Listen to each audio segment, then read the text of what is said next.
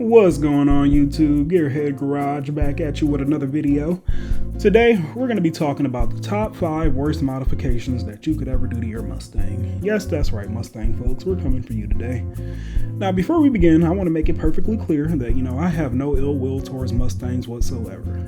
I have actually owned 2 of them in the past and I thought that they were really extraordinary cars for what they are. But nonetheless, if you find yourself on this list thinking that any of these modifications are cool, or there's something you might want to add to your Mustang or whatever, then you might want to look yourself in the mirror and ask yourself, am I the problem with car culture today? Because like I said, folks, if you find yourself liking any of these modifications or thinking they're cool, maybe they'll get you some cat from the next baddie at the car meet or something like that, then you're highly mistaken. Honestly, I'm just be real with you, you're really sadly mistaken. But nonetheless, let's go ahead and take a look at these modifications. Let's see what we got. We're gonna dive deep into them one by one. So without further ado, let's go ahead and get started. Okay folks, so starting off with number 1, this is going to be more relevant to the 4-cylinder / 6-cylinder Mustang folks out there. It could apply to the V8 owners as well, but usually the offenders that get caught doing this are the 4 / 6-cylinder people. So starting off, we got the fake hood scoops, and you can see we have what clearly here is a V6 Mustang, because you can tell we got the V6 badge on the side along with the V6 front bumper. So you might ask yourself, why in the world would this V6 engine need this fake hood scoop placed on top of this hood? And your guess is as good as mine, because I really don't understand why people do this, honestly. Like, it's just so ridiculous. Like, if your car did not come with a hood scoop from the factory, or if you did not go out and specifically buy an aftermarket hood that already had the hood scoop built into it, then do not go out here to your local AutoZone, O'Reilly's, AmericanMuscle.com, wherever you go to get your Mustang parts, people. Don't go and then just order a fake hood scoop and then just place it on top of your base V6 hood, okay? Because it looks absolutely ridiculous and it's honestly retarded, okay? So that's going to be number 1. Moving on to number 2, we got the oversized rear spoilers. Yes, that's right, folks. Now, honestly, this is something that the racer community has, they've been gravitating more towards these type of mods within the last couple of years, I would say, because, we didn't used to see wings like this 10, 15 years ago. We would see them seldom, but definitely not as much as we do today.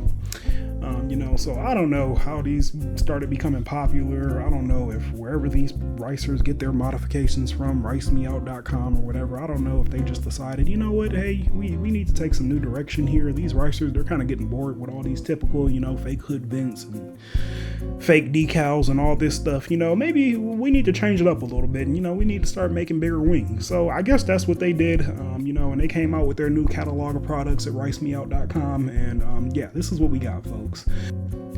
Now, I will throw in a caveat and say that it can be acceptable if you have the right parts to back it up, and I'm going to give you an example of that. So if we take a look at this Mustang here, okay, now this is something that I would call acceptable. He's got the big rear wing in the back, okay, but he's also got the wide body kit and the wheels to back it up, okay? This owner actually went out here and did their time to make everything, flow and kind of look nice, okay? Nothing wrong with that.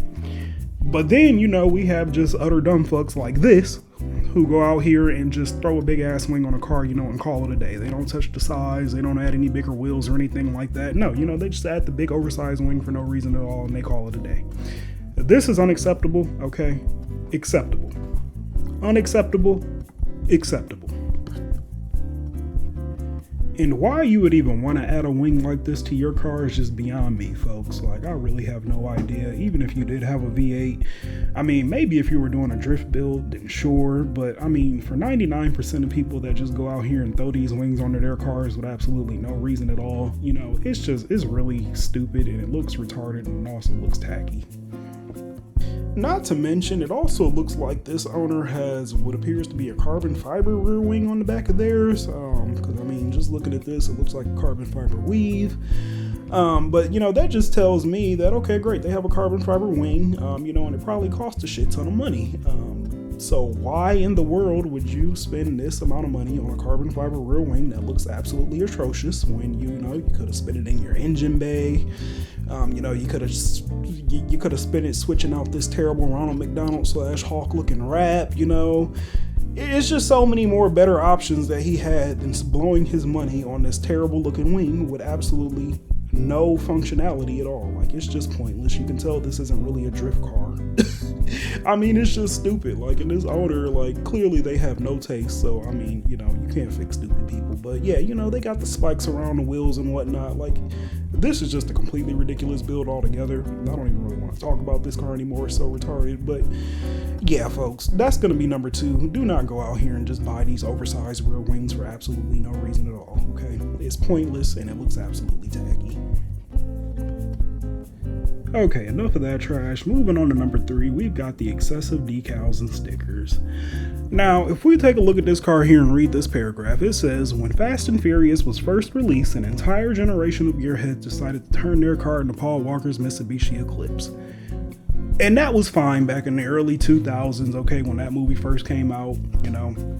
Everybody was hyped about it. You know, they wanted to turn their car into Paul Walker's. And, you know, it was acceptable back then. You know, nobody really shrugged their shoulders at it.